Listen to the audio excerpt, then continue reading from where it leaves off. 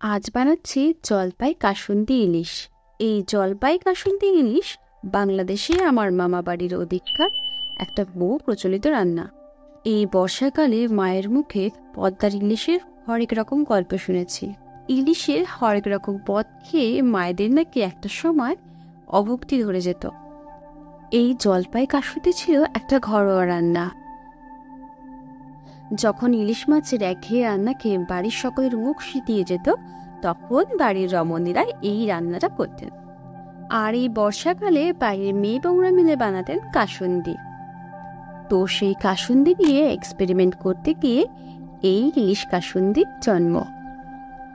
আর আমার মায়ের এলাকার সেই পুরনো ইলিশ রান্নাটাই আজকে আপনাদের সঙ্গে শেয়ার করছি। খুব কম উপকরণেই রান্নাটি করা যাবে। আমাদের কলকাতাবাসীর কাছে পদ্মার ইলিশ সে তো আকাশ কুসুম ব্যাপার। অগত্যা লোকাল ইলিশটাই ভালো করে ধুয়ে কেটে তারপর নুন হলুদ মাখিয়ে ভেজে নিয়েছি।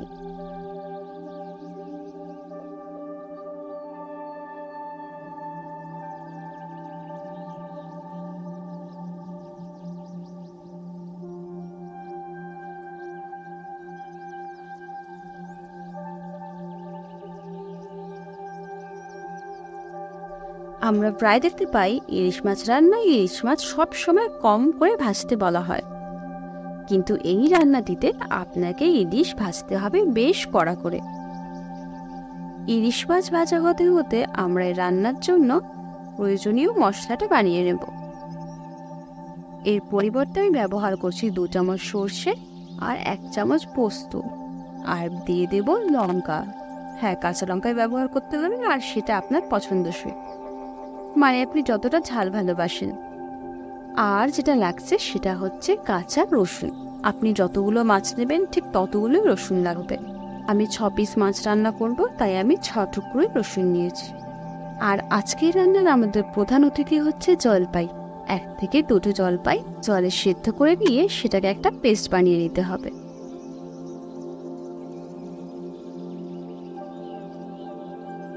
মাছ ভাজা হয়ে গেছে, এবার মাছগুলো তুলে ওই মাছ ভাজার তেলের মধ্যে মৌরি ফোড়ন দেব, আর সঙ্গে কয়েকটা চেরা কাঁচা লঙ্কা।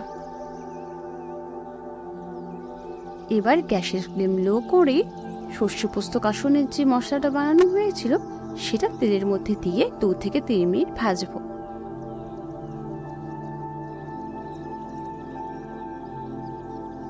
দু থেকে 3 মিনিট হলে এরপর এর মধ্যে আমি 1/2 চামচ হলুদ আর 1/2 চামচ লাল লঙ্কার গুঁড়ো ব্যবহার করব।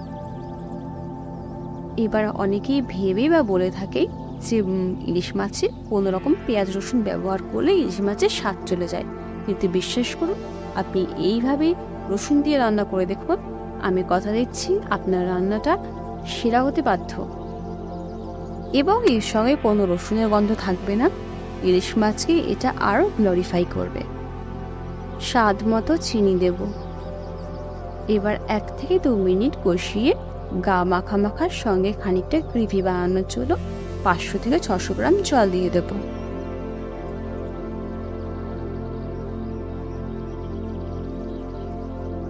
অল্প আঁচে এই রান্নাটাকে আমি 5 মিনিট ফুটতে দেব, পাছে লেগে না যায়, তার জন্য মাঝে মাঝে নেড়ে দিতে হবে। 5 মিনিট হয়ে গেছে, এবার ভাজা মাছগুলো এই ঝোলের মধ্যে ছেড়ে দেব।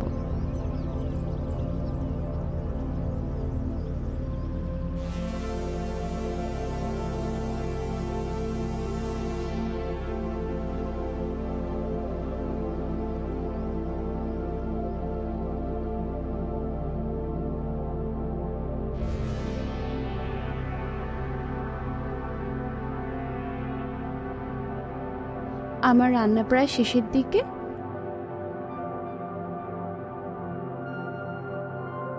এবার এর মধ্যে ব্যবহার করছি জলপাই সিদ্ধ করা পেস্ট 1 চামচ।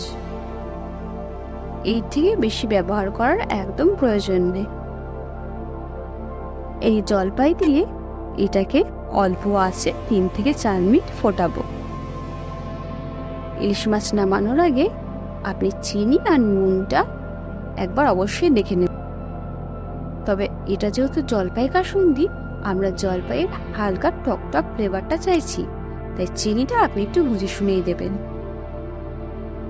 এই জলপাই কাসুন্দি ইলিশ নামটা ভাবাই যতটা অভাবনীয়, এর স্বাদ ততটাই অভাবনীয়।